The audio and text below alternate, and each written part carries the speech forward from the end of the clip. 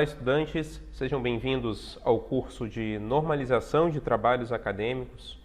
Este é um curso apresentado e ministrado na modalidade à distância por meio do ambiente virtual de aprendizagem da Biblioteca Central, vinculado ao Sistema Integrado de Bibliotecas da Universidade Federal do Espírito Santo. Esse curso está dividido em alguns módulos e nessa videoaula nós vamos tratar sobre o módulo 1, em que contextualizaremos o histórico das normas técnicas e a importância da normalização em trabalhos acadêmicos. Começamos então com a pergunta: por que a normalização é importante? Bom, alguns tópicos para responder essa pergunta é que a normalização ela garante a veracidade e segurança das informações. De que forma? Fornecendo dados passíveis de serem checados.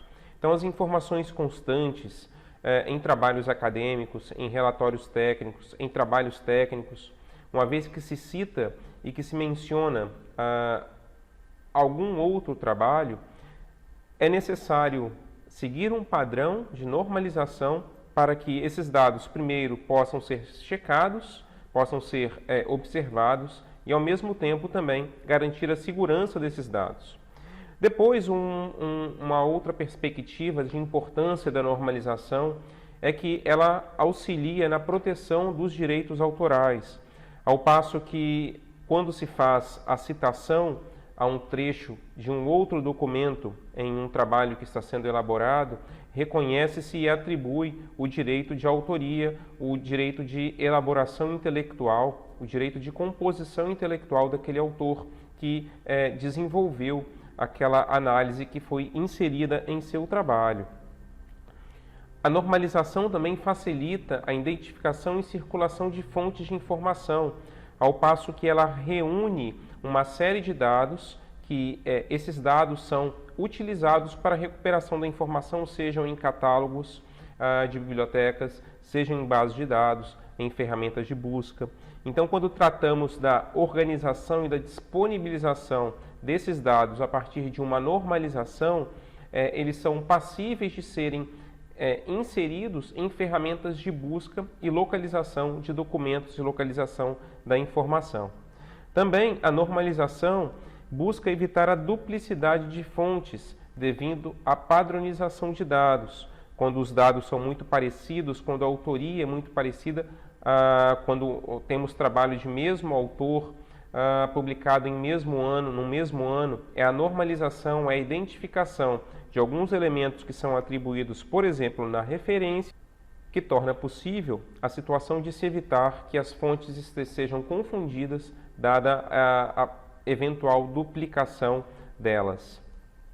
E, por fim, a normalização evita que falhas na aparência física e a não adoção de um formato padronizado prejudiquem a avaliação do conteúdo. Quando tratamos da necessidade de um trabalho acadêmico seguir um padrão, é exatamente para facilitar a avaliação e evitar que eventuais subjetividades do avaliador possam interferir no processo de julgamento do conteúdo que está ali disseminado. Bom, embora nós conheçamos um padrão e muito conhecido, embora no Brasil seja utilizado um padrão elaborado pela Associação Brasileira de Normas Técnicas, esse é o órgão responsável pela elaboração de normas técnicas vinculadas à normalização de documentos, ele não é o único padrão que estabelece diretrizes para a normalização, para a padronização de documentos científicos, de trabalhos científicos. Então, além da ABNT, que é a Associação Brasileira de Normas Técnicas, esse órgão que elabora as normas brasileiras, conhecidas como NBR, que são produzidas por um comitê específico, o Comitê 14, que é responsável por elaborar normas relacionadas à informação e documentação. Então, além desse órgão que tem jurisdição nacional, que atua no território nacional na elaboração de normas, diretrizes para a normalização de trabalhos acadêmicos, existem outros padrões também e que são aplicáveis no Brasil, são admitidos no Brasil, mas muito mais fora do Brasil do que dentro do nosso país. Um deles, bastante conhecido, é o formato APA, que é um formato elaborado pela American Psychological Association e que estabelece diretrizes para a publicação de trabalhos na área da psicologia e ciências cognitivas. Originalmente foi concebido para atender os trabalhos que eram elaborados nessas áreas, mas, dado a sua simplicidade no estabelecimento das normas, tem se adotado cada vez mais em muitas áreas do conhecimento o padrão da APA, tanto que muitas revistas científicas que são publicadas fora do país, em variadas áreas do conhecimento, adotam o estilo, o padrão elaborado pela APA. Além delas, um outro padrão bastante popular aqui no Brasil é o MLE, do Modern Language Association.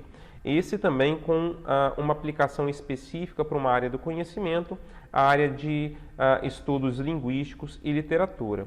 E por fim, um último exemplo, são muitos padrões bibliográficos de normalização de documentos, mas aqui a gente só demonstra 4. E um último também muito conhecido, esse com aplicação dentro de uma área do conhecimento, que é a área da saúde, das ciências médicas, das ciências da saúde, que é as normas de Vancouver. Essas normas são produzidas pelo Comitê Internacional de Editores de Revistas Médicas e, como disse, aplicáveis dentro do contexto, principalmente dentro do contexto das ciências da saúde. As normas da ABNT aplicadas na elaboração de trabalhos acadêmicos. São muitas normas elaboradas pelo Comitê Brasileiro voltado para a construção de normas da área de informação e documentação, mas aqui a gente elenca as principais, muitas delas que serão discutidas, serão apresentadas direto ou indiretamente com o conteúdo contido nelas durante o nosso curso, nos módulos que veremos mais à frente. Então a gente tem a norma 6024, que foi publicada a edição mais recente no ano de 2012. Essa norma ela trata sobre a numeração progressiva das seções de um documento. Quando ali a gente estabelece 1, introdução, 2, desenvolvimento, 2.1, fundamentação teórica, 2.2, revisão de literatura. Então, essa norma que estabelece as diretrizes para a construção das seções de um documento e estabelecimento da numeração progressiva que é atribuída às seções de um documento. A norma 6027, publicada em sua versão mais recente em 2013, essa norma contém as diretrizes para a construção do sumário, que é um elemento obrigatório no trabalho acadêmico. A norma 14724, que é uma norma importantíssima, que contém muitas diretrizes para a construção e apresentação, formatação, o estilo dos trabalhos acadêmicos. Essa norma foi atualizada em sua versão mais recente em 2011.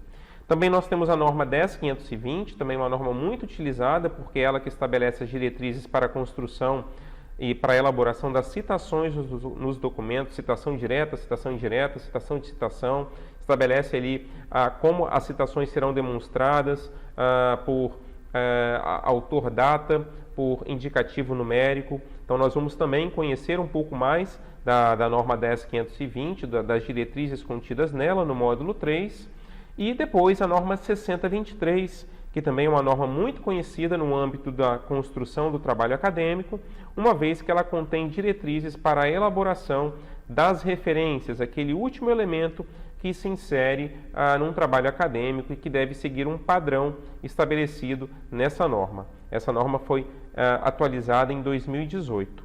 Para finalizar, também uma norma muito presente no âmbito da construção de trabalhos acadêmicos, que é a norma 6028, de 2021.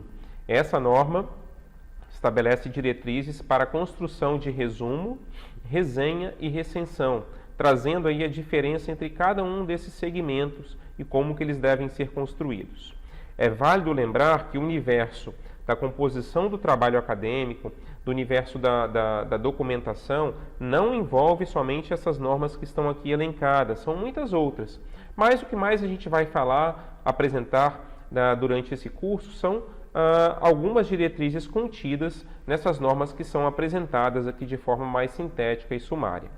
Bom, algumas coisas que a gente deve estar atento quando tem esse documento em mãos, quando tem uma norma técnica, dados importantes a serem observados. O primeiro deles é a numeração da norma, porque a norma ela é identificada por caracteres alfanuméricos. Os alfabéticos são esses: NBR, norma brasileira.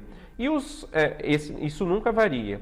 Já os caracteres numéricos, eles variam. Há pouco nós vimos aqui uma série de numeração para representar cada uma das normas. Aqui nós estamos demonstrando em tela a NBR 6023. Então, além dos caracteres alfabéticos, NBR, também cada norma é apresentada com uma numeração específica, como vimos aqui, 6023. E esse é o nome, o título, a forma de identificar a norma que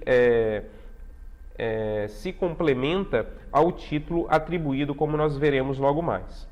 Bom, outro dado muito importante é a data de atualização e correções. Então, essa norma ela foi publicada a sua segunda edição no ano de 2018 e em 2020 ela foi corrigida, passou pela segunda correção. Não é uma nova edição, a edição é de 2018. Ela passou apenas por pequenas correções em 2020. Então, quando vamos fazer a referência dessa norma, a gente menciona o ano em que ela foi publicada, a sua edição mais recente, 2018, e não as correções. Depois, o título da norma, que complementa a indicação alfanumérica. Essa norma vai tratar, então, sobre referências e elaboração. Informação e documentação é o comitê responsável pela construção dessa norma. Já em seguida, nós temos ali referências e elaboração, ou seja, as diretrizes que são tratadas, são apresentadas para a elaboração de referências. Por fim, já no interior da norma, porque ali nós estávamos visualizando a capa, agora no interior da norma, é sempre importante observar também o escopo, ou seja, o objetivo da norma. Então, a norma estabelece os elementos a serem incluídos na referência, aqui no caso da 6023. Outro objetivo da norma: fixa a ordem dos elementos da referência, ou seja, primeiro vem o autor, depois o título, depois o local de publicação, a editora, o ano de publicação, quais são os elementos e qual é a ordem que esses elementos devem seguir. E, por fim, destina-se a preparar e orientar a compilação de referências, quando se faz ali uma junção de referências dentro de um trabalho, como é comum realizarmos em trabalhos acadêmicos. Bom, aqui finalizamos a primeira aula do nosso curso, lembrando que o conteúdo aqui apresentado, de modo algum, esse e os demais vídeos, dispensa a consulta às normas da APA. Aqui a gente só pincela e traz os principais elementos que são tratados nesse contexto da normalização do trabalho acadêmico.